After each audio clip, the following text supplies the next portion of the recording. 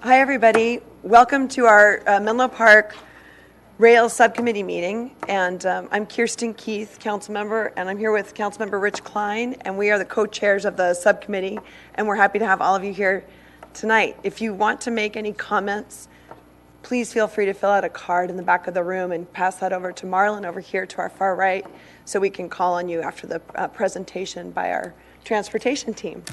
So welcome. If we can, let's agree, because of time constraints, let's try to get cards in by 5:20 in that range, and then cut them off, because we're not going to have time for everything. Right, we have a closed session starting 6:30 after this.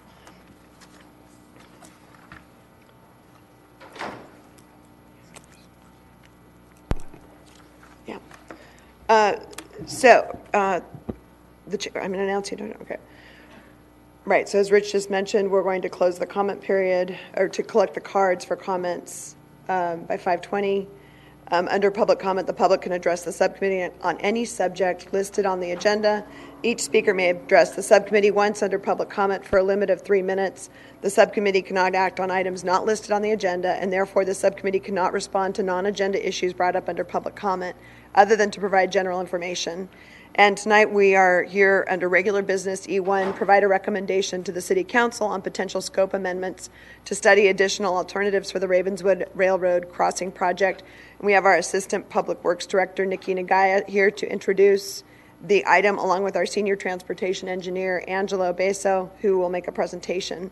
And then we'll move into public comment. So thank you. Good evening, council members. I'm Nikki Nagaya, Assistant Public Works Director. So I just make a few introductory statements, and then we'll pass over to Angelo Beso, Senior Engineer, to give the presentation tonight. So I think, as you both know, and I think as most of the folks in the audience know, we've been talking about grade separations in Menlo Park for about 50 years. So this is not the first time. I think many of the speakers will be through one of these meetings. In general, we've narrowed down to two options before you, and so what we are trying to do tonight is determine our next steps. We've had a number of issues come up that are unrelated to the two alternatives that we've narrowed down to, and so we want to make sure that we have a public forum to have this conversation and get your direction on how you want to move forward. So with that, I will turn over to Angela, and then we can walk through the presentation. Thank you. So as Nikki mentioned, I'm Angelo Beso, Senior Transportation Engineer and Project Manager for this study. I'm here tonight to give you an update and to present the questions we've heard to date. Just a little bit of project background. As Nikki mentioned, we've been studying grade separations here in Menlo Park for decades, and most recently, the city led a study in 2003-2004 that was a feasibility study that took a look at the whole range of alternatives that are possible and determine their feasibility. And one thing I'd like to note is that when I talk about feasibility and when this project talks about feasibility, we're not only referring to the technical and the financial feasibility of an alternative, but also with regards to the community consensus and preferences. So an alternative, if the majority of the public in the past has shown a preference against an alternative, it could be considered not feasible. So building on the findings from that 2003-2004 study, the city staff applied for and received a grant from the San Mateo County Transportation Authority, and the goal of the grant was to move the project forward and to get a preferred alternative. In 2015, the Rail Subcommittee and the City Council both gave direction to staff to move two alternatives forward with that grant funding. One was the roadway underpass, which we're currently calling Alternative A, and what that does is keep the train tracks at their existing elevation and lower Ravenswood only to go under the train tracks. Then Oak Grove, Glenwood, and Encinal would all remain as existing. The other alternative was something that was brought back on the table, the hybrid alternative, where the railroad tracks would be raised and the streets would be lowered, a kind of a half and half situation. And that was something that this Rail Subcommittee and the City Council deliberately included in order to move this important safety project forward. Then with that settled, in 2016, we began the current study. So again, the project purpose is to advance this previous work, all the previous work that's been done over the decades, and most specifically building on that 2003-2004 study. And the two main goals are improve public safety, not just of the vehicles and trains and the potential impacts there, but also for the bicycles and pedestrians. We're seeing more and more of those modes happening at all of our crossings. Additionally, traffic congestion is an issue at each of the existing at-grade crossings, but in the future we know with electrification and potentially with high-speed rail, there is the addition of trains that will be coming through Menlo Park, and that means even more gate downtime, more congestion, more delays. So the current scope, just briefly, is two main tasks. One is the project study report, and that's the technical piece that looks at the conceptual designs, cost estimates, constraints analyses. And then the other major piece is the community engagement, which we've been doing a lot of effort to gather community input, record their preferences, and really have that heard, and that's one of the reasons we're here tonight. Here's a list of all of the various types of meetings that we've done just as part of this current study. So starting May 2nd in 2016 with our first community meeting. As you can see in the bold red there, tonight is the Rail Subcommittee meeting, second time we've come before you. And future to be determined city council meeting to come before the full council to get a preferred alternative. I'd like to point out on this that we have also attended some meetings for Atherton, specifically Transportation Committee, and also their city council. And Palo Alto, we've attended their rail committee and other meetings, as well as ongoing staff coordination. Here's just an overview of the corridor that we're talking about to give you kind of a bird's eye view. Palo Alto, the yellow line to the right, is our border with Palo Alto, and then on the left is our border with Atherton, and there's our 4 crossings. So those are the 4 locations that we're talking about potential improvements. So initially, when we came before you and the community, we had 3 variations on those 2 alternatives. One is Alternative A, the underpass. And then as we started studying the hybrid a little bit more, we found that there were 2 options to really consider. One we called Alternative B, which was a steeper incline, had a higher overall elevation, and grade separated at Ravenswood and Oak Grove only. Alternative C is a variation that was more gradually inclined, more straight across through the city, and grade separated all 3, Ravenswood, Oak Grove, and Glenwood. I'd like to point out that any of the crossings that are not listed as a grade separation under these, our assumption at this point is they would remain as existing. So when we went before council in April of last year, we discussed this and some of the community feedback that we heard. And based on that, we were directed to move forward and focus on Alternative C as our hybrid option and move forward with the study and the technical analyses. So we've talked a little bit about the community feedback that we've heard, and here's a summary of the ongoing themes. It seems like every meeting we've had, we've heard a lot of these same items: more grade separations, minimize height of the railroad, and those are 2 reasons why Alternative C was preferred over Alternative B between the hybrids.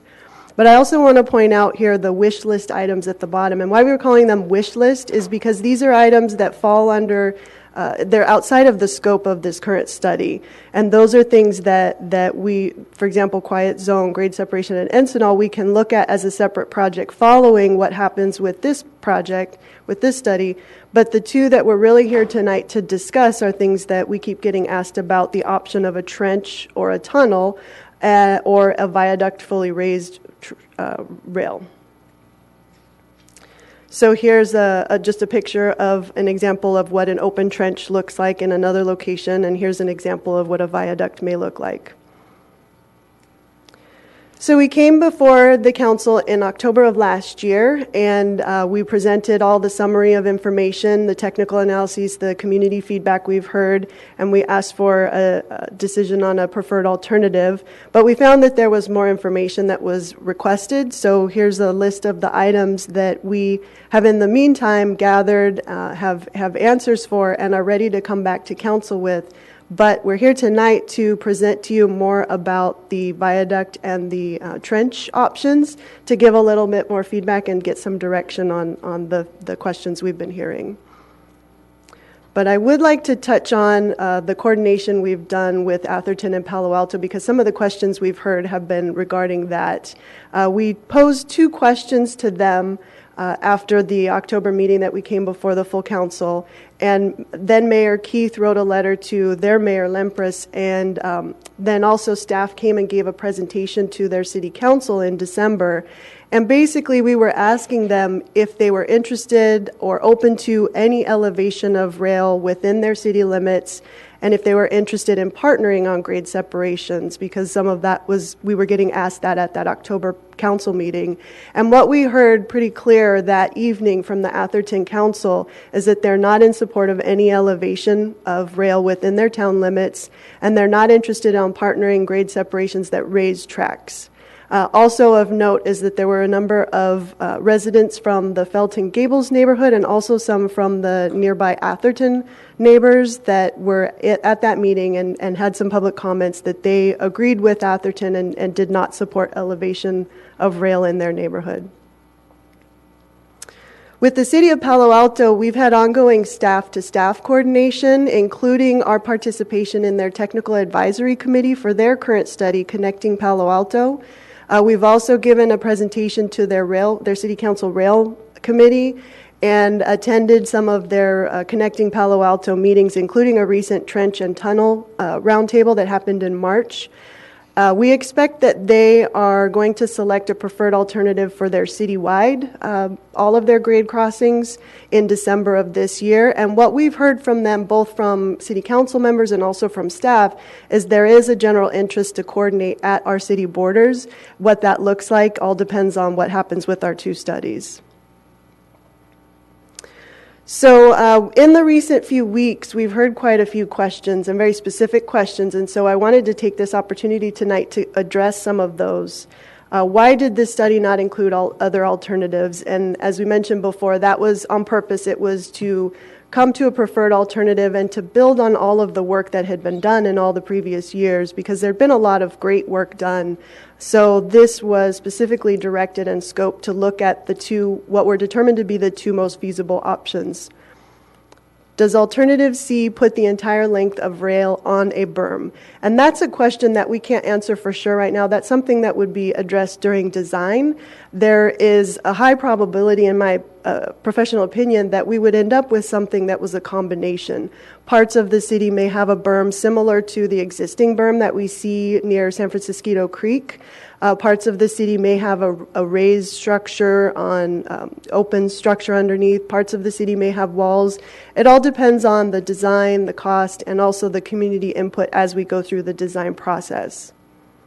Next question is, would construction close all east-west streets concurrently? There's a lot of concern about the construction and the traffic impacts that the construction would have. And when we go into environmental studies, which is the next phase once we have a preferred alternative, then we would have a thorough traffic impact analysis that takes a look at the construction. What we're looking at from traffic impacts now as part of the current study is at the end, when the construction's all done, what mitigations would we need to do for the final project? But in the environmental study process, we would look at the construction impacts, and we would look at a variety of methods. And ideally, we would not close any streets, but we would definitely look at the best ways to route traffic through and not cut off east-west traffic, and also maintain the high level of bicycle and student traffic that we get in the east-west direction. Next question is have we been collaborating with neighboring cities? And so the past few slides there are touching on that, so that's a big yes. We've been collaborating with them ongoing, and we will continue to. Next is, can more modest projects address our traffic issues at these crossings?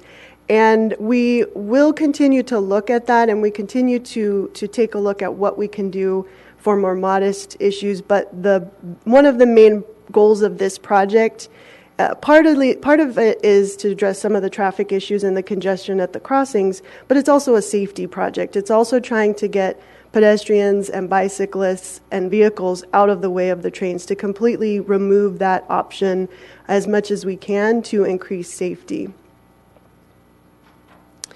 These next three questions are questions that we need to go into a little more detail. These are things that are out of the scope of the current study, but our consultant team went above and beyond and really helped us out to try to address these issues, because we kept hearing questions. Why aren't we looking at a tunnel? Why aren't we looking at a trench? Why aren't we looking at a viaduct? And so is a full viaduct technically feasible? Do viaduct and tunnel or trench require temporary tracks, or what we call a shoe fly? And can any of these options provide an open space to be used for public purposes, real estate, retail, public open spaces? So in order to take a closer look at these questions, we have these, and you might remember these from a previous meeting or from the information that's on our project website.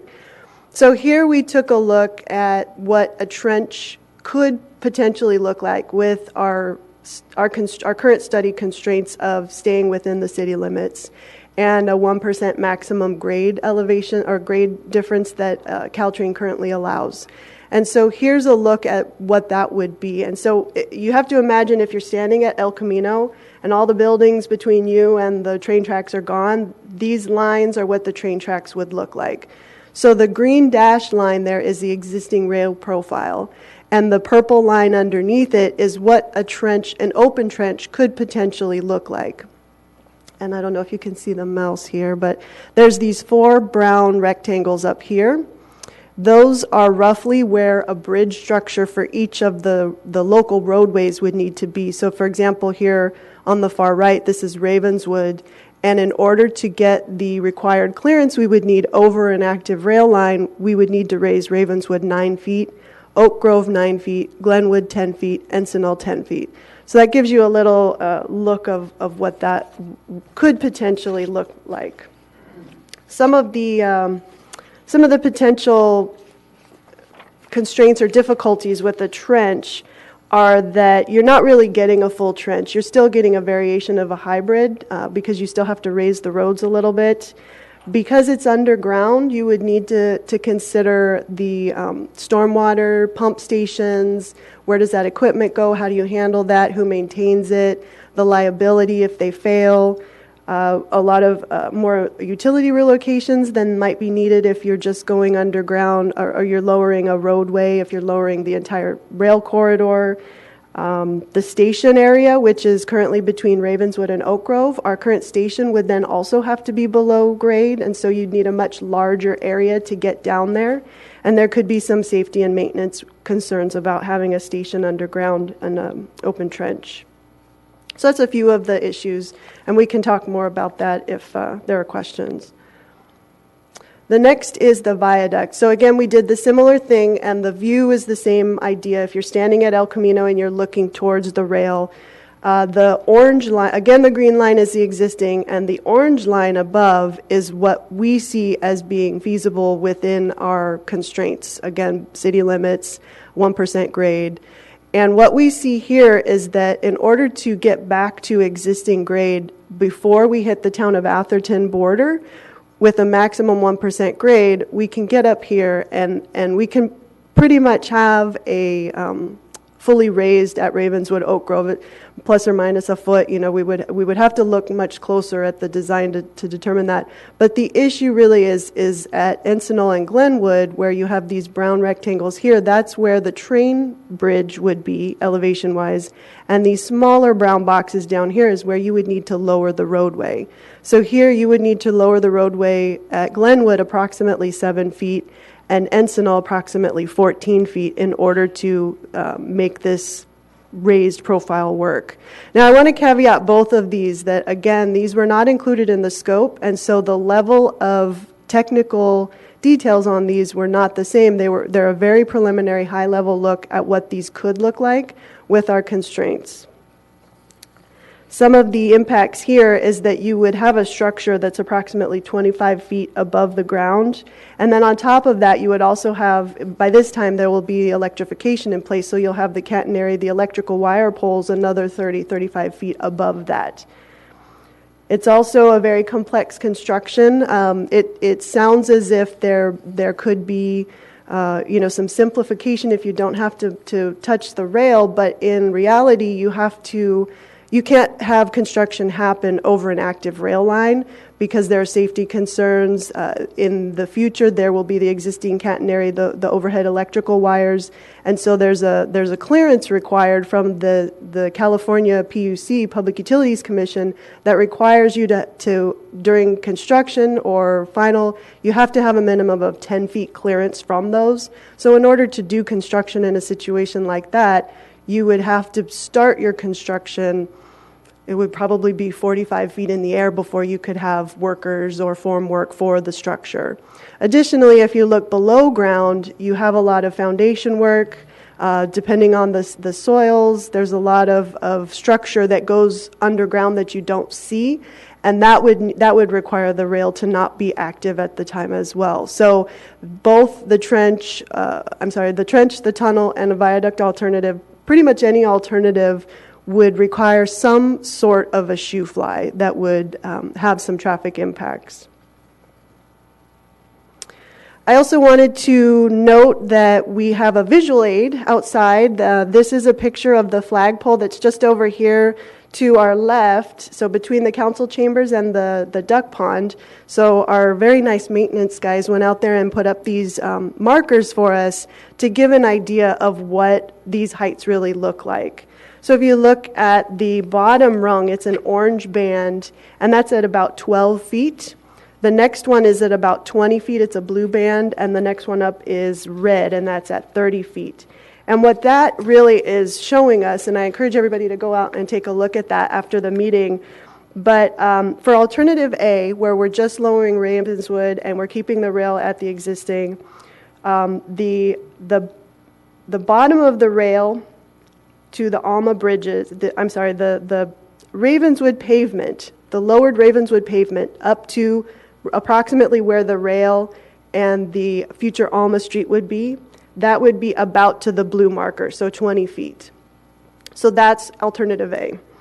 Alternative C, from the existing elevation to the rail bridge, so if you're standing on Alma Street and you're looking at the whatever structure will be for the station area, you're looking at about 12 feet, so that would be the orange marker. For a trench from the existing ground level to the bottom of the trench would be about 30 feet or more, so about to the red marker, the highest. And the viaduct is very similar, from the existing ground to about where where the rail tracks would be about to the red marker, and that's the rail track, so that's not even considering the train and the electrification poles on top of that. So this is to give you a realistic, real-life, indicator of what 30 feet, 20 feet, 12 feet in the air really looks like. So please go out and look at it. We'll continue to have that up there for probably the next week or so. So that gets us to why we're here tonight. So what we are here tonight is we're here to hear public comment on these issues, to have you weigh in and let us know what your recommendation for us to bring back to City Council is. And there are two options we're really looking at. One is to maintain the existing scope. Like I mentioned, the questions that you asked, the additional information from October's meeting, we're ready with that. We can come back as soon as the first meeting in May. The other option is to amend the scope to include any additional alternatives or feedback or studies that you may want us to do to answer some of these questions. We would need some specific guidance on what those studies and what that information is, and then we could potentially return to City Council in summer or fall of this year with that information. So with that, that's the end of my presentation, so thank you very much. Thank you for the presentation. Is there anything you want to clarify? No, I'm ready to go to public comment. Okay. We have 22 cards, and we'll close the public comment card. I think everybody here submitted the cards. I think we're pretty safe. I'll start with Martin Sumner and Adrian Brandt will follow, followed by Steve Schmidt. Martin, you're leading off. No pressure. Here I am.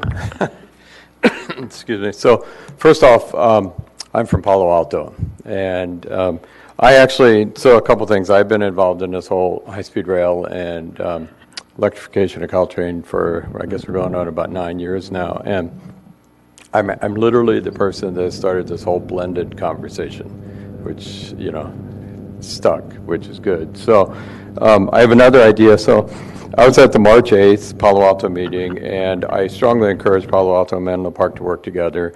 And I presented an idea that I would like for you to consider.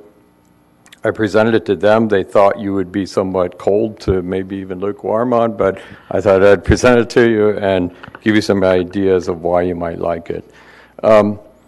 We have 4 crossings. The most north one is Alma/Palo Alto, which goes right next to the creek. I'm proposing completely shutting that down and extend Alma across the creek, reconnecting Menlo Park and Palo Alto. And the reasons why you may like that is that I've been a big advocate of eliminating horn noise, working with Caltrain on that, and so far they've actually made progress on eliminating horn noise at our University Avenue station, but they're still blowing them at this crossing here. If we actually did close that down and we took Alma across, it would completely eliminate any form of horn noise around that area.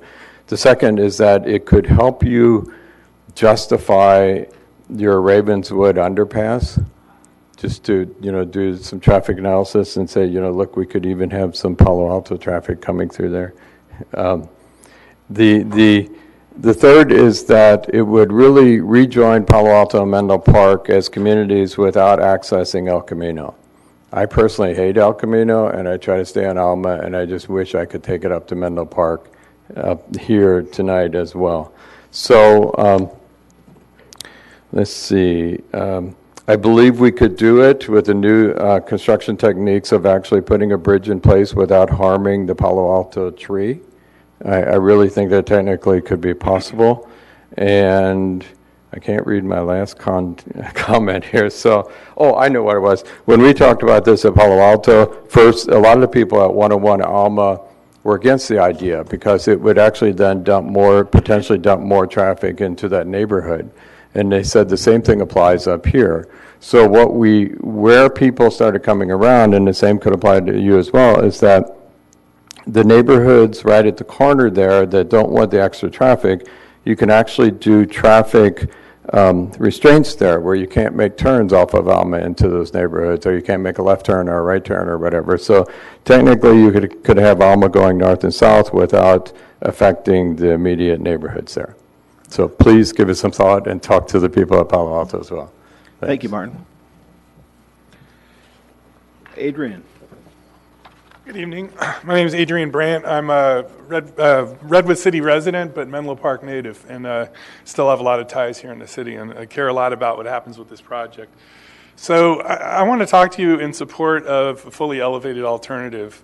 And I have some comments on the staff presentation, and then just want to touch on what I see as problems, if you will, with alternatives A and C, which are the ones that are sort of the leading contenders right now that are still formally in the running.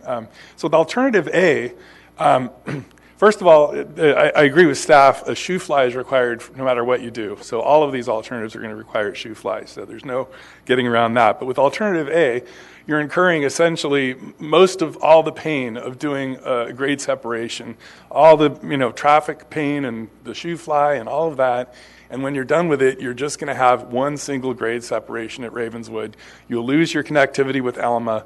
And most importantly, the problem with A is that you're forever casting for the future that all the other grade separations should when and if they get done, Oak Grove and Glenwood, they would all have to be dipped down, fully dipped down, such that all the side properties get cut off. Because stations have to be level with alternative A, the station stays at the current grade, and it means the next time you want to do another project, they also have to dip fully down, just like you do with Ravenswood and A. So that's the problem with that one.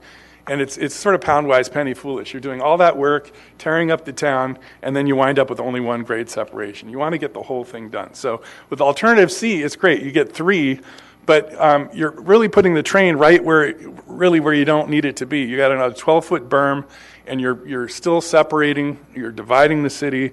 Alma and Merrill have a berm, and I realize you can put holes through it and so forth. But with alternative C, you still have the problem of essentially a berm, and you don't have this connectivity. And you also, the worst problem with C is you're having to lower at least 5 roads. That's very expensive and super disruptive. So you have to lower Ravenswood, you have to lower Oak Grove, you have to lower Glenwood, and then the connecting roads. So Merrill has to go down, Garwood has to go down. So that's a lot of a major surgery on our road infrastructure and all those utilities. It's a lot of unknowns. It's very expensive. So with fully elevated, what you're doing is you're not having to touch the roads at all. The roads stay at the current grade. There's none of this utility relocation uncertainty and cost. And you have, you can leave the depot where it is. You have, just like you have at the new Hillsdale Plan Station or at Belmont, you have a very lightweight elevated station structure, and it's going to be a center platform. There can be glass brick letting light come down through underneath, and you have a usable space, and all of Menlo Park is connected. You have a platform right there. So I guess I'm out of time. But we also, just last comment on the grades, we can go 1.25%. San Bruno did that, so the staff presentation is not quite correct. We can actually do better than what they had. Thank you, Adrian. Steve Schmidt, former mayor, Caltrain board, many things. Good afternoon. I'm here to suggest that you expand the scope of the study and look at a viaduct grade separating all 4 at-grade crossings. I think there's enough interest in this project that we need to know all the characteristics that are accompanying a viaduct. I think it would do a disservice to residents and future residents if this weren't looked at rigorously. In my mind, it's about horn noise, it's about safety for motorists, bicyclists, and pedestrians, and it's about guaranteeing that Caltrain operations will be as dependable as possible. There won't be any more rush hour tragedies of cars or pedestrians getting hit by trains if we grade separate all 4 of our grade crossings in the city. And I think if the finished product does that, grade separates all 4 crossings, then the regional agencies that are going to be participating in planning and financing this project will look much more favorably on the project if it satisfies the safety, the noise, and the Caltrain operations needs of this city. I think you owe it to the city and to everybody to study the viaduct. It really shouldn't take that much time, extra time, and I don't think it's going to jeopardize our place in line for funding that nobody knows where it's going to come from yet. So I'd like to have the best possible alternative on the table.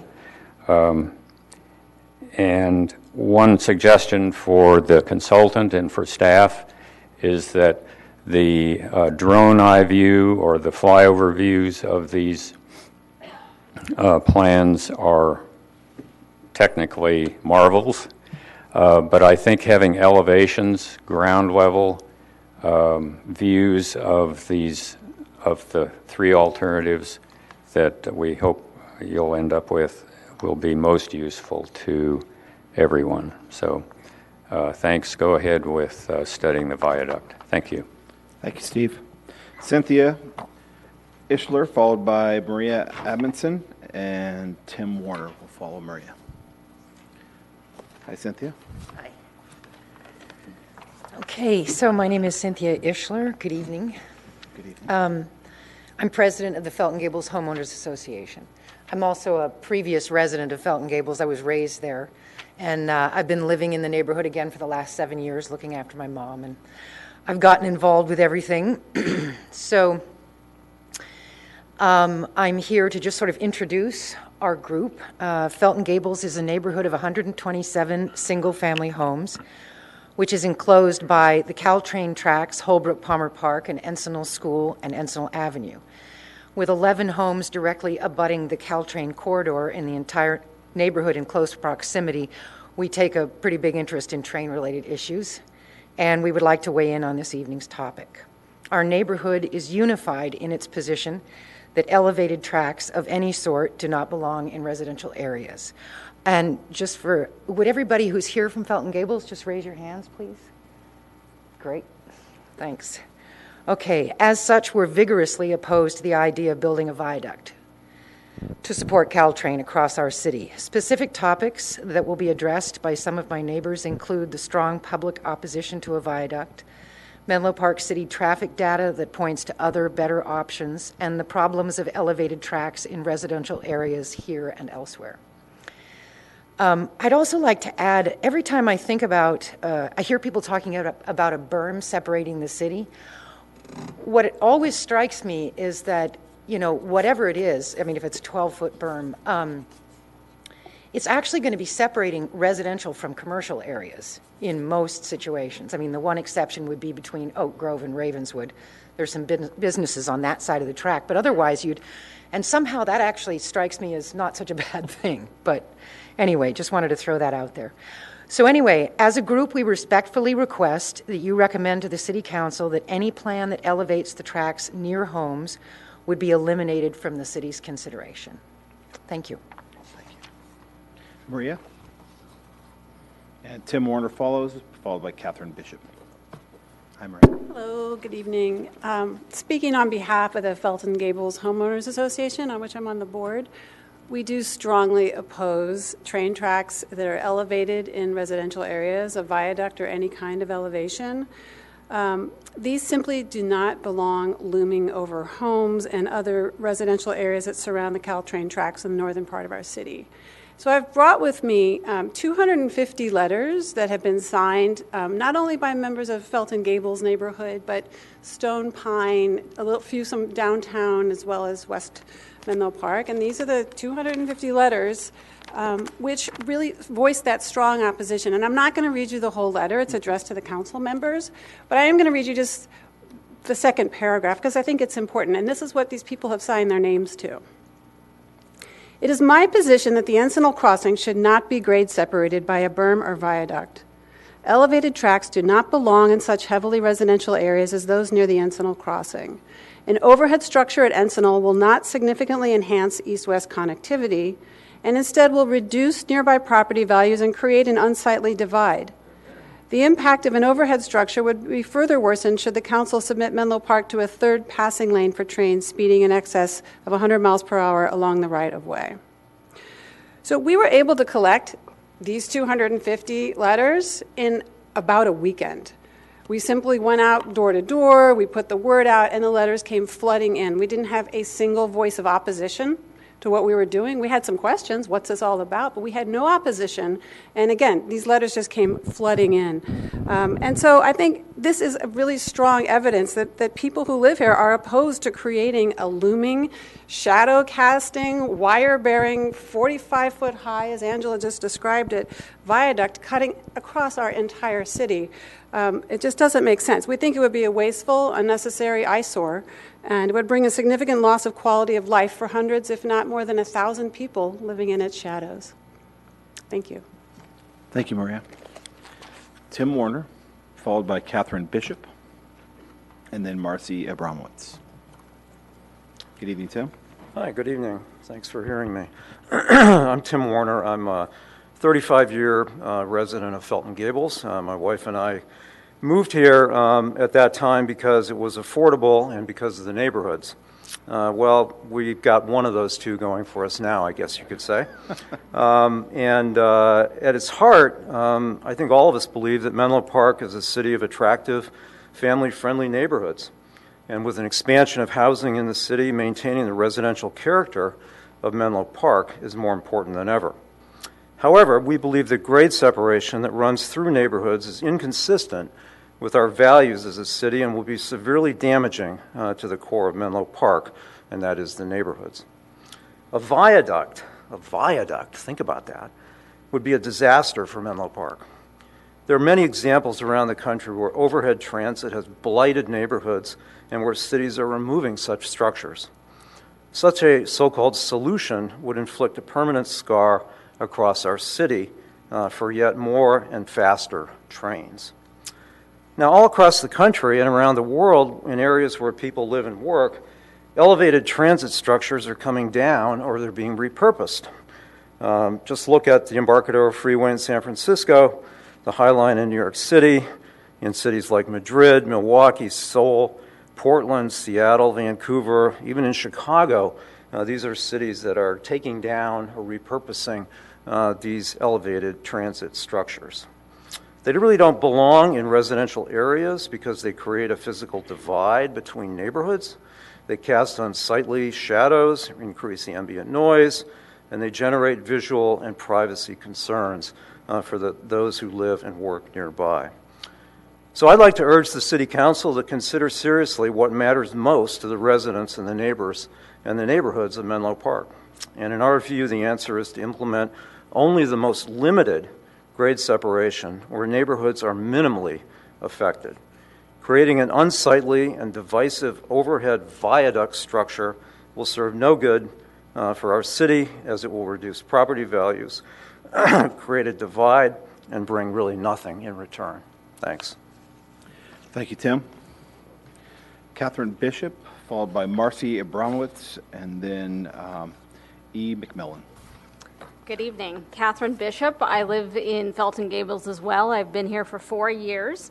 And I would like to echo the previous speakers and add my opinion that an elevated train does not belong in a residential area for reasons of quality of life, property values, safety, and even noise. While the proponents of elevated tracks like to talk about the elimination of the train horns, they neglect to point out how the rumble noise and the vibration when a train is elevated tens of feet in the air actually increases. The lush network of trees that we have lining Caltracks in residential areas of northern Menlo Park provide an important visual barrier and sound muffler to the trains passing through our city. To build a viaduct or elevated berm across the entire city would require removing many of these trees and some of these homes, all of which would eliminate visual and audio barriers in place today. Further, the viaduct itself would put the body of the train some 30 feet in the air, soaring freely over many trees and structures, allowing visual and rumbling sounds to travel even farther. This increased sound may rival that of the horn in terms of decibel levels and impact on quality of life. The artist's renderings or digital video renderings of a viaduct, when seen from the perspective above the track, make it look so neat and very tidy. But to truly understand the ground perspective, what we will see every day, you have to walk, drive, or cycle next to a 20 or 25-foot wall or elevated structure. That is the only way to get a true indication of the visual impact. In short, for the reasons of quality of life alone, beyond cost and disruption, the city of Menlo Park would be irresponsible to pursue the construction of a viaduct or berm running across our town. Thank you. Thank you. Marcy Abramowitz, followed by E. McMillan, and then Katie Keating. Hi, Marcy. Hi, good evening. So I'm Marcy Abramowitz, and I'm actually going to use Evelyn McMillan's 3 minutes just in case I run over. Angela, do you mind just putting up that slide? Thank you. So I'm also here on behalf of the Felton Gables Neighborhood Association, and I'd like to share this one important slide, projected here, to point out the impact of vehicular crossings on the decision of grade separation. And it looks a little messy here on the slide, but I'll take you through it. If you look at the top row of this table, you will see Menlo Park Transportation Department data on the number of vehicles that cross the tracks each day at each of the 4 crossings. According to the city's data, a total of 45,000 vehicles cross the tracks each day. These are one-way crossings, so if you go across town and come back, that would be 2 crossings. 24,000, or more than half of the 45 daily crossings occur at Ravenswood. If you add the 10,000 crossings at Oak Grove, you cover 3/4 of all of the crossings. Both Glenwood and Encinal are minor crossings, with only 6,000 and 5,000 crossings daily.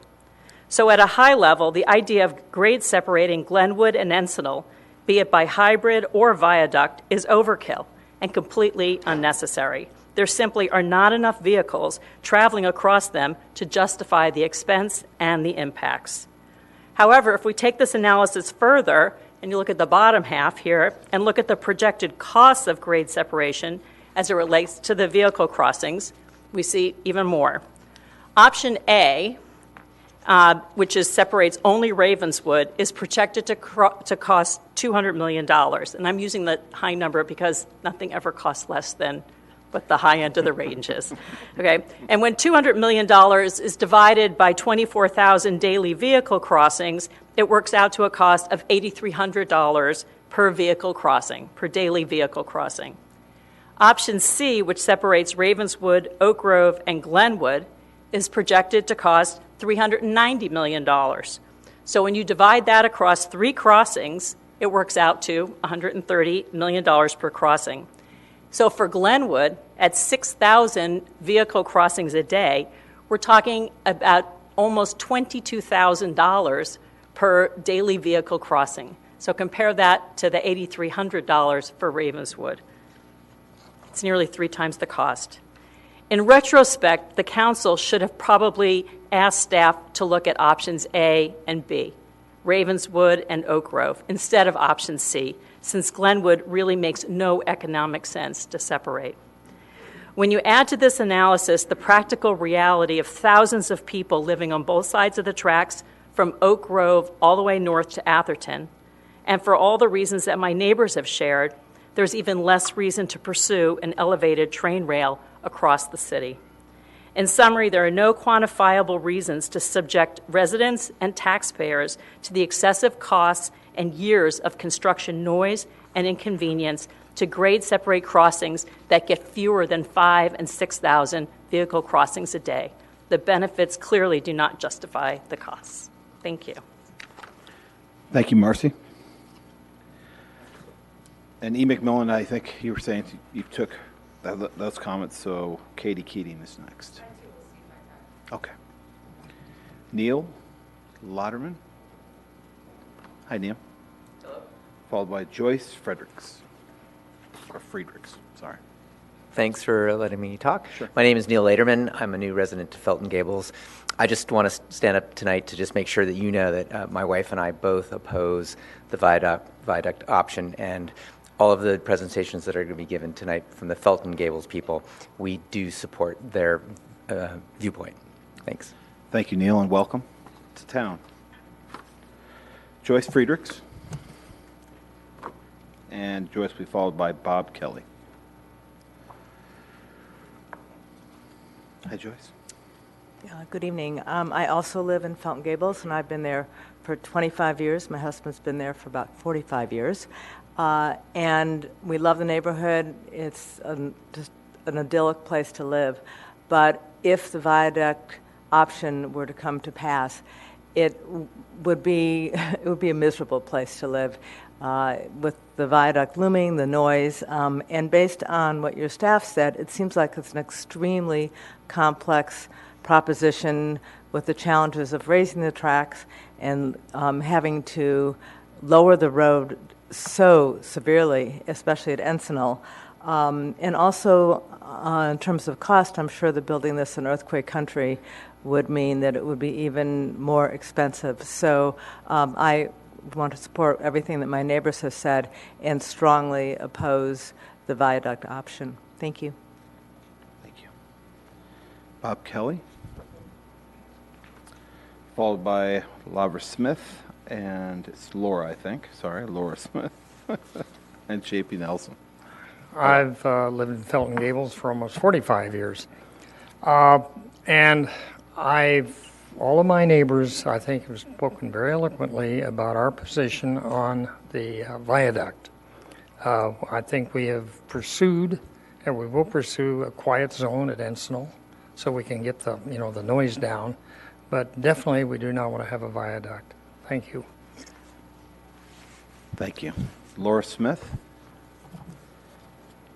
And JP Nelson will follow, and then also Jill Zanoli.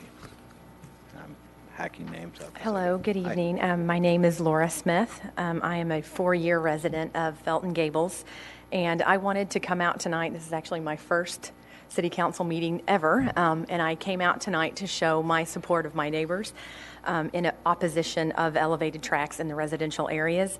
I agree with the points that they've made.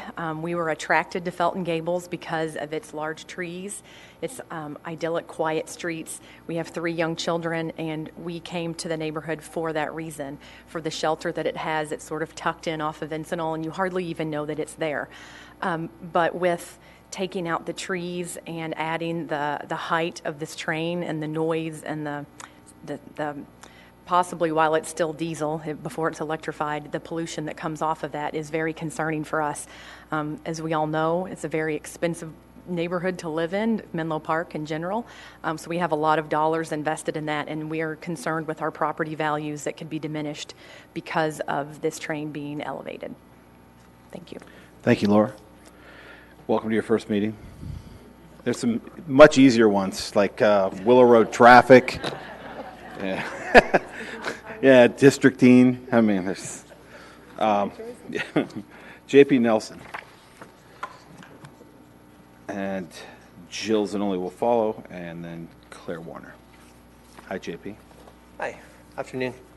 So I represent some of the newer blood in Felton Gables. I'm very privileged to stand with my neighbors who've been here for a long time, but I'm very happy to be a relatively newer homeowner. And because of that, we chose Felton Gables in that area really because of the feeling that it has as a city. But I'd like to speak a little bit more about our city and our community more generally. I'm also a teacher at Menlo Atherton High School, and in that regard, I'm very proud of the community that we have, but I also realize the challenges that we have. I've heard people talking about safety and the safety of an elevated train line. I believe that there are other means to achieve that safety without creating such a division as either a viaduct or especially grade separation. Our motto at MA is strength and diversity. We definitely have strength, and we definitely have diversity, but I don't think that we have strength because of our diversity. There are so many separations throughout our city and so many physical barriers that chop up this community that have results. Most people move here, many people move here for our schools. And the results of those divisions are great struggles, and we as an institution are struggling with those divisions that are existent. And I'm afraid that this type of grade separation would exacerbate that and cause one more physical barrier that would provide one more division in what is already a tremendously diverse community. But it finds its strength almost in spite of that diversity. There are other ways to attain safety, and not necessarily at the expense of having a cohesive community, and certainly not at the tremendous expense of elevating a train line in isolation of the communities that are around us who have already expressed that they are not interested in having something similar and cohesive throughout the peninsula. Thanks for your time. Thank you, JP. Jill, followed by Claire Warner, and then Russ Peterson. Good afternoon. My name is Jill Zanoli. I'm also a resident of Felton Gables, and I don't even know how long I've lived there, probably about 15 years. And I just want to say that I am opposed to the raised rail lines for all the reasons that my neighbors have listed and so many more. I love Felton Gables and Menlo Park. Please, please don't do this. Thank you. Thank you, Jill. Claire Warner, followed by Russ Peterson and Lori Thomas. And my name is Claire Warner. I have lived in Felton Gables for 36 years. And as my neighbors have said, it's a wonderful place to live. It couldn't be a nicer residential neighborhood. I am very opposed to raised rail of any sort, and particularly a viaduct. I've been trying to visualize, trying to be open-minded, because some of the concepts that they throw out about the viaduct seem reasonable, but I've just been trying to visualize a structure, and I've been thinking, well, is there anyone that I know that has ever lived near a viaduct? What other viaducts are there on the peninsula that I would want to live by? And then I think about the Woody Allen movie where he's in his apartment as a child with his family, and the train goes by and the whole place is shaking. And I just can't imagine it, and really hope that this idea does not go anywhere. Thank you. Thank you, Claire. Russ Peterson. Coach Russ. Coach Russ. See you guys. Nice. Hello, sir. Russ Peterson, Felton Gables. You neighbors are doing a great job. Quickly, I'd like to, Tim and Claire stole my thunder. Just go through the list of things that Tim listed off. I mean, Embarcadero isn't right in our backyard. Look at what happened after the earthquake tore that down. And there was tons of meetings about tearing that thing down. All the other cities he mentioned, that's what you're basically proposing with a viaduct. So I'm against it for that reason alone. And to Claire's point, at one short, brief time in my life, I did live within 3 blocks of BART over in Hayward. I was transitioning and getting my way to Menlo Park. And yeah, the noise does carry. You stick it up in the air and it carries. We're totally against it. There's a lot of practical reasons, and most of the people doing the designing and planning have not actually lived with the designs and plans that they're proposing. Just want to point that out. Thank you. Thank you, Russ. Lori Thomas, followed by Joe Grass. Hi, Lori. Hi, Lori Thomas. I'm also a resident of Felton Gables. I live on Felton, and we directly abut the railroad tracks, so I have a very strong interest in what happens with the tracks. We could lose not only part of our lot, but we could lose our entire house to this project if it goes forward. We are greatly impacted, as is the whole neighborhood, as I walk through it and listen to the trains go by. The higher up you put a track, brings the noise and disruption further into a neighborhood. It severely impacts property values, which I'm very familiar with being a real estate appraiser. So I know this would be a huge detriment to our neighborhood and any neighborhoods that are similarly located, as is Felton Gables, within close proximity to the railroad tracks. Dividing the town would be a huge, terrible thing to have happen, and take us away from the downtown area, the easily walkability and bike riding, the safety, earthquake possible hazards of it would be a scary thing to consider. Looking at it, the shadows that it would cast, the trees that we would lose, part of the reasons that we love our neighborhood so much. So I strongly urge the committee to find a solution that does not include elevation of tracks, especially a viaduct in any way. Thank you. Thank you, Lori. Joe Grass, followed by Henry Riggs, and then Dan Hilberman. Hi, I'm Joe Grass. My wife and I, Karen Hansen, are 22-year residents of Felton Gables, and I'm here with the rest of my residents to just speak out about the viaduct going by our homes. And I just want to remind staff and council members that East Menlo Park is not a business district like Redwood City or San Carlos. We're different, and I think if you put a viaduct up going right by our neighborhood and other parts of East Menlo Park, it's going to just make it look just like parts of Redwood City and San Carlos, where you've got a giant train structure going through town, and it's going to dramatically change the character of Menlo Park. Traffic impacts have been mentioned about the train crossings. I think a lot of the traffic impact in Menlo Park has been caused by the several 100,000 square feet of construction that's going up on El Camino. So I'd look elsewhere for causes, and I don't think we should try to mitigate traffic impacts by turning Menlo Park into a small version of Manhattan or the old-fashioned elevated train tracks in Chicago that they're trying to take down. And lastly, I think a viaduct does cause train track noise to project across the city. We've all actually kind of gotten used to an occasional train whistle, but a lot of rumbling and projected noise from elevated train tracks is much different. I think instead we should try quiet zones. Just try it for like $1 million a crossing and see how it works, rather than spend several $100 million on raising train tracks and wrecking the city. So thanks, everyone. Appreciate it. Thank you, Joe. Mr. Riggs.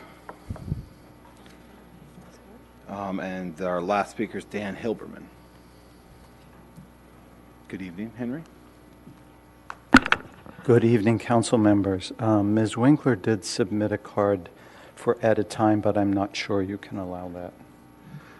If she's here, yes. We've received a couple of cards following the Okay. 5:20 cutoff, so I think we have 3 requests Okay. at this point. That's so we can. That's fine. I think there may be a gentleman who took his card back with him, so if you can bring that back up to Marlon, we'd appreciate it.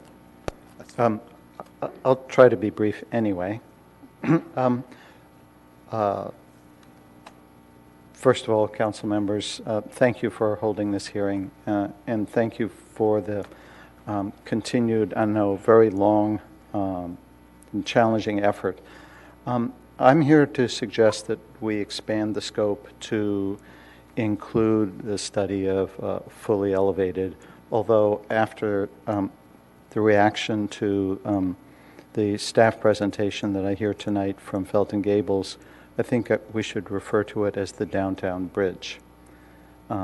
Clearly, as you know, the elevated structure is only meant to be elevated over 2 to 3 downtown blocks, after which it tapers down. We are inspired to bring this because we know, I'm going to, if I may, dismiss option A, because frankly it doesn't achieve much, and Adrian spoke to that very well, but option C has to have a significant effect on the roads that are going to be depressed 9 feet or more. You cannot do that without closing lanes. And we all know Ravenswood is maxed out as it is and needs an extra lane during commute hour. It's just the way it's done. You close half to 2/3 of the lanes and let some traffic trickle through in between. And that will be, according to the consultant, 4 to 5 years. And I don't doubt that, looking at what is going on, how long they have taken the 101 crossing of San Francisco Creek. So the so-called fully elevated, and I want to start using downtown bridge, the whole idea of it is to open the connection, not to block anything. I have to say, with all the comments made from the Felton Gables, I would agree with every one of them if I lived there, and particularly if I had understood the staff report as it was presented. And the impact on Encinal will be minimal. We have actually heard the proposal that Encinal be closed to vehicle traffic and only open to pedestrian, which would lend itself well to the tapered down, slightly elevated area by the time you get north of Encinal and the office building. There will be no overhead structure. I want to stress that because I and the 5 others have studied this for months. No overhead structure beyond Encinal, or frankly even close. This is why we need the study, because the option is quite misunderstood, both its purpose and its details. We heard that a measurement of this project to the top of the poles. But the poles, like telephone poles, are not something that we stand and measure and consider blocking the trees. Plus, they're proposed at 180 feet apart, which is twice what telephone poles are. And thankfully, the wires aren't anything like the cables that we allow AT&T and Comcast to put on our telephone poles. So the 45-foot number is scary. I would be scared. The idea that a berm is the primary goal of this elevated structure is scary, and that's not right? So I urge you again to let this be fully explained to you and to the public so you can make a good decision rather than being left with the two options that both Planning Commission and Council have expressed reservations about. Thank you. Thank you, Henry. Dan Hilberman. Hi, Dan. And there's three more. Yes, good evening, and it's one of many railroad meetings. I've lived in Menlo Park since my family's lived in Menlo Park since 1976, and we do not live in Felton Gables. I've attended many of the railroad meetings, and I'm encouraged to see that the staff is working with Palo Alto and with Atherton, which was an issue that was raised several times at the previous meetings, and really need the council to commit to a unified approach to this whole thing, because we're getting crazy boundary conditions that at the border it has to be at some grade level when we could get a unified solution to the whole thing. An issue that was also raised at a previous meeting that the township has not addressed yet is eliminating the shoe fly entirely. If we can pick up a house and move it across town and put it down in a new location, we should be able to create some sort of support so that you can tunnel underneath the railroad tracks at grade, not disturb the trains, not impact some coordinated schedule between electrification and not electrification. I mean, all of those issues go away if there's no shoe fly. The other issue about the shoe fly is not enough attention has been paid to whether it is entirely contained within railroad property, or does it impact adjacent property owners? Thank you. Thank you, Dan. William Brown, and William Brown is followed by Alicia Castillo. Good evening, William. Hello, I'm William Brown. I live in Flood Park Triangle, so I get a different kind of noise where I live.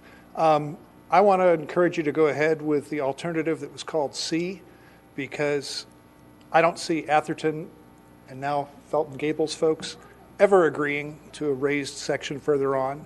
I think alternative A, the Ravenswood only, is just a big waste. I've said this at the City Council before and at the Complete Streets Commission. We ought to get going on this. I'm 64 now. I'd like to be able to see this done before I'm dead. I've lived here 29 years. I've had to deal with the traffic getting across Ravenswood and across the tracks to catch the train for years. You get backed up, you get stopped, it's going to get worse. If Encinal's left open, it's going to be effectively closed with the number of new trains that Caltrains is going to be running. It's, the analysis based on cost per crossing, you might as well take Encinal out and slide it over into Glenwood, because that's where the people are going to go, because Encinal will have the gates down most of the time. So I'd say stick with it. Alternative C, just so we can get something done. Thanks. Thank you. And Alicia Castillo. And that's our final card. Hi, thanks. My name is Alicia Castillo. Thanks for letting me talk. This is my first meeting here. I moved to the area 4 years ago from Australia. I want to summarize. I want to thank the engineer here and the presentation. It was very thorough. I want to thank the other neighbors. And I want to thank you for letting us talk. I want to take a summary of key issues, the social issues, of course, the community issues, the environmental issues that we haven't spoken about. But basically, I am a finance person. I have a PhD in finance. And we face a similar issue in a city where I lived in Australia. We decided to start looking at the financial aspect of that. As somebody pointed out, does that not make financial sense to cover this cost? So we have to look at alternatives. If the city is willing to risk lowering the value of the properties around, I think the city should also lower the taxes on those properties. But most importantly, I don't think we've considered using that area as an income-generating area. What we did in Perth, in Subiaco, was we decided to embrace the train instead of getting rid of the train or getting rid of the cars or getting rid of the pedestrians. And we created a whole system around the train that embraced the city. And we created a tunnel, but we did not hide the train. We created an area that generated income for the city. This is one of the most innovative places in the world. This is also a place of financial innovation. I cannot believe we cannot come up with a better system.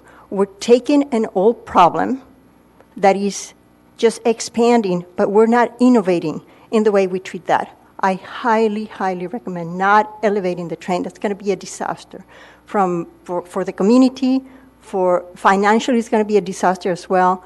We live in an area that we have earthquakes, environmentally as well, and we're not going to have any benefits financially. The city is not going to have any financial benefits. So I strongly recommend that you look at alternatives that embraces the train and creates a community around the train and lowering the train tracks, but opening to the space so we can integrate it to the community. Thank you. Thank you, Alicia. Okay. Yeah. Go over. You want to go with questions? Yeah, go ahead. You know, a lot of them weren't questions. A lot were statements, but yeah, there's a few. I guess Ahead. I'll say a couple things. Thanks everybody for speaking on this tonight. And we have been doing this for many years, and I know many of you have been involved for decades. There were a couple of questions I want to ask Nikki about. I'm looking at my notes and sort of, I guess I could go backwards, but Nikki, could you talk about, Dan brought up the shoe fly affecting adjacent property. Can you just talk about the shoe fly issue and if you need it for all these alternatives? Yes, so our current analysis that both the consultant has done as well as talking to the Caltrain engineers has shown that we do need a shoe fly for any of the options in addition to the trench and or fully elevated options that we're talking about tonight. The shoe fly is not contained within the existing rail right-of-way, but would generally be contained within existing public right-of-way. And so we're looking at options to essentially use sections of Garwood Way and Alma Street, not Alma Street, I'm on the wrong side of the tracks, Garwood Way and Merrill Street in order to allow the shoe fly to be placed in public right-of-way. So we're trying to minimize then any impacts to private property as part of that. We have some exhibits that we had prepared around the shoe fly layouts at the prior community meetings that were hosted. We don't have those with us tonight, but we can make sure that those are available on the... Yeah, those are on the website. I believe it was community meeting number 3 that those are available. Okay. And then just going to the bigger picture, you know, the question about one of the things that Rich and I wanted to have you go over was this whole community engagement to date, which you did. Maybe you could just put that back up while we chat. Slide, I don't know, 3, 5 or something. But we've been having many meetings, even prior to May 2nd, 2016, to look at different iterations of how to do this. And we wanted you to explain again to our community, because we know people are writing in about the viaduct option, but that was one of the options that was considered, but then rejected when we finally got into looking at alternatives. And can you just reiterate why that was? Sure. So as we were beginning the scoping process for this round of grade separation study, we looked at the prior historical documents that were prepared, so in particular the 2003-2004 evaluation, and that showed a profile that for a fully elevated system within the Menlo Park city limits looks very similar to the profile that what Angela showed earlier, where you start ramping up. Angela, do you mind putting it up while we're talking about it? Okay. At the creek boundary, you get to close to full elevation between Ravenswood and Oak Grove, and then tapers down as you head north towards the Atherton city limit line. So at the time that we were scoping, with the rail subcommittee and the council, there was a strong desire to see this work be expedited and to really try to move forward as quickly as we could. And so with that and the community concerns around a fully elevated structure, the council chose to move forward with the two options that we're currently studying and did not move forward with further evaluation of a fully elevated solution. Okay, and then one question came up in here about a 1.5% grade. Can you just address the grade issue? Yeah, so we've had many conversations with Caltrain on this. So there is a process to move forward with Caltrain and the California Public Utilities Commission, which dictates the grade limitations to request an exemption. That's not something that Caltrain can provide direct feedback to us right now, but it's at least a 6 to 12 month process to work with Union Pacific Railroad, with the CPUC, and with Caltrain in order to explore that exemption. So if there is a higher than 1% grade that we desire to pursue, we would need to work through that exemption process with them. Right now, as you can see on the screen, one of the limitations that we have is the crossover tracks that are currently located between Ravenswood Avenue and the San Francisco Creek. And so that's constraining the grade in that area to much less than 1%. So we don't see a need to go any higher than 1% around those crossover tracks. Caltrain has told us that they need to preserve them in that location. There's nowhere else on the corridor to relocate them. And then on the north end of the profile, we're showing a 1% grade, but you can see the slight color variation on the line where there's also transitional curves that need to happen. And so we're then constrained in those areas as well. So there is a possibility to go to a higher grade if you work through that exemption process with the CPUC, but that's not something that we're going to be able to give you a firm commitment to tonight. It would need to work through that 6 to 12 month process with the CPUC. Can you briefly address the concerns about earthquake or noise? So I think all of the alternatives would need to be designed to current structural codes, which would address any earthquake risks. So regardless of any structure, whether it's as partial elevation, fully elevation, it would need to meet all the earthquake standards that the state sets. So I don't know that there's a characteristics to distinguish across the alternatives for earthquake risk. Noise, one of the comments we've heard from the community meetings over the last few years is the idea of minimizing noise by minimizing the elevation. And so that's something that's been pretty consistent in our community engagement process. Okay. And yeah. We talked about this a little bit before, but the idea that if we continue to belabor this study, it will delay and could disrupt the funding timeline and those types of things, which we know are still way longer than we'd all like. But is there alternative approaches where you can have a separate view, a study for this that the council would budget, but it would not, delay what we're going to submit, so that we don't get caught having. I mean, I think Mr. Schmidt said he doesn't think that's a concern, but you've said that, and Caltrain has said they do think it's a concern. So I'm saying, is there a way we could do both, and then what would that take? Yeah, so I think it's possible to do them on, we'll say, parallel tracks, which is not meant to be a joke, but essentially in parallel.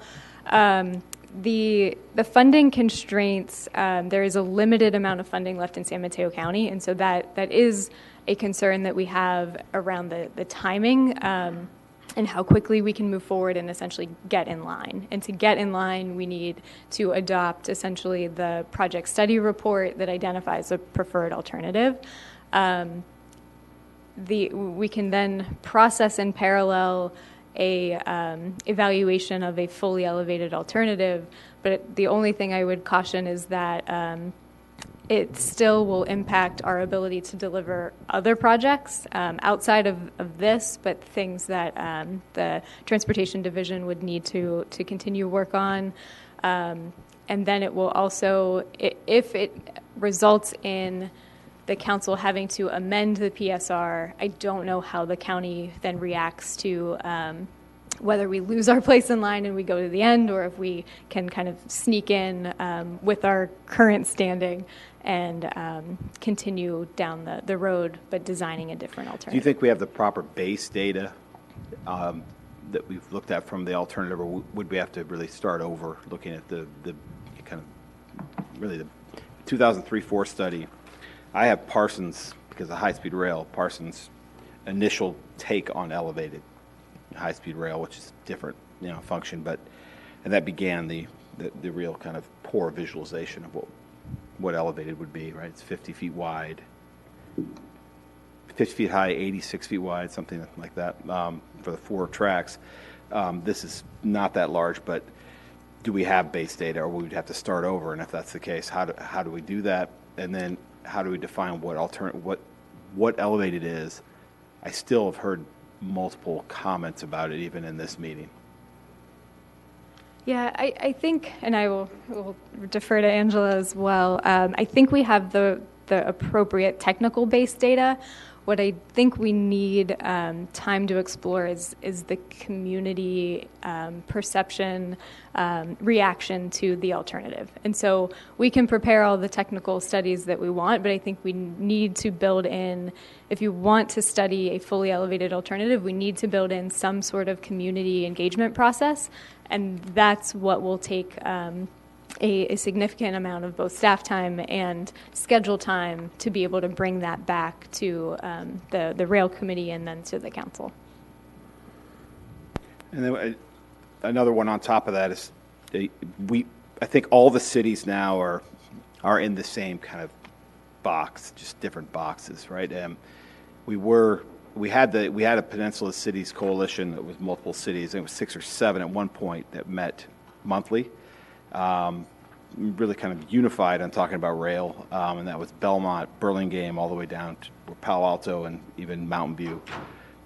We had in Atherton Coalition that was meeting regularly to have the discussions, and most of it was about high-speed rail, so there was an urgency because the environmental impact reports and things that were coming in, that urgency kind of fell off, and so that we eliminated that conversation on a regular basis. But now we have independent cities all looking at this and kind of getting, terrible word, you feel railroaded into coming up with something to get funding, right? You're forced to individually submit something because every city's doing the same thing, which essentially is every city's going to end up delaying and delaying and delaying because this process, it's never going to be perfect. Palo Alto, we've all talked with Palo Alto a lot. The only outlier of discussion is, well, yeah, a deep tunnel would be great, but every single person, as soon as you say that, shakes their head and moves on with their life about budget, cost, reality, never going to happen. Everything else is inconsistent city to city. So if we go elevated, we have to bring that down before Atherton. We have to, because Atherton has said they're not interested, and at this point, Palo Alto has said they're not modifying anything at University. They have another conversation coming because they still have it, like us, right? It's an ongoing debate. But given those constraints, we have limitations on what we can and can't do right now. Yes, that's absolutely correct. I think, as Angela mentioned, we're sitting on the Palo Alto Technical Advisory Committee for their grade separation study. So we've been following that process very closely. The one thing I would mention is that at Palo Alto Avenue and the University Avenue station is already partially elevated, and so they expressed an interest. The options that they are proposing to move forward, their rail committee's meeting tomorrow morning at 8 a.m., so we're right on track. Right after our meeting tonight. Correct. You should be wrapped up by 8. So they're looking at options for Palo Alto Ave that include a closure and a partially elevated solution that could tie in if we were to move forward with alternative C, because you can then continue the elevation from the University Avenue platform across the creek all the way into Menlo Park, and then you'd ramp down as you approach Encinal Avenue. And so that's one opportunity for collaboration, but until both cities adopt a preferred alternative, we still have some uncertainty as to whether that's possible or desired, I think is maybe a better way to say it. And the last one's about the station itself. So in one case, an elevated is really elevating the station, the rail station. I've brought this up to everybody that will be willing to listen. I haven't seen a graceful elevated station. I heard Belmont mentioned tonight. Belmont's, it's not ideal. You know, that's really not what people are going to expect when you say this open, useful space. It's just not. It's a lot of cement and steel and a lot of darkness underneath. And I know there may be better ways to design that, but I'm trying to find where there isn't a big cement block as a station that's elevated, and I'm having a difficult time. But I'm open, if we have those, to look at it so I can see what types of designs. But we've talked about it. Have there been any resources we can find about that that's a little lighter, you know, version like we do see in some of the drawings or some of the proposals? Yeah, so at this point, we don't have any other station examples beyond what we've previously talked about. And yes, at the station itself, there's generally more material, concrete or steel, in order to get people from the existing grade to the platform. And so you still need stairs or escalators or elevators or some sort of way to get people to the platform itself. And that generally does provide a little bit more of a barrier effect in those locations. Okay. Taking all the time. We got a meeting we're late to. So I do want to thank everybody for coming out. I know it's never easy to come to meetings and then come to meetings and speak. And to speak in a government meeting. Now let's just make it all three. It's appreciated. I've spent a lot of time in this arena, and I think there has been a lot of well thought out proposals in here. I am obviously very I've spent so much time very concerned about the community's impacts that are negative from these elevated rails. I think having it's for the good of all, kind of sacrifice the few concept is I think short-sighted, and I think that there's better ways to approach it. I don't want to disrupt our process where we've been going, so I am willing to say to council, is there somebody open to looking at what true aerial would be using the base data we have, and then having a more research done on that, but not in lieu of having an adverse impact on where we're going with this funding, and submitting it so we can at least keep going forward on the A or C or however that's structured with council. I'm definitely not committed to an aerial because there's too many questions, but I also am not willing to close the book on any alternative because that's how clueless all our cities are right now. It's just very hard to come to a conclusion on all of these things because we only have so much, and we don't have the resources. We don't. Trained agencies aren't giving us a lot either. There is a huge, unknown with United, with the Union Pacific and freight and those conversations, and so there's just plenty that we have to debate. So I'm willing to open it up, but I'm also not willing to sacrifice where we are on the place in line. Okay. I want to also reiterate thank you to everybody for coming tonight. I think it's important to keep moving forward.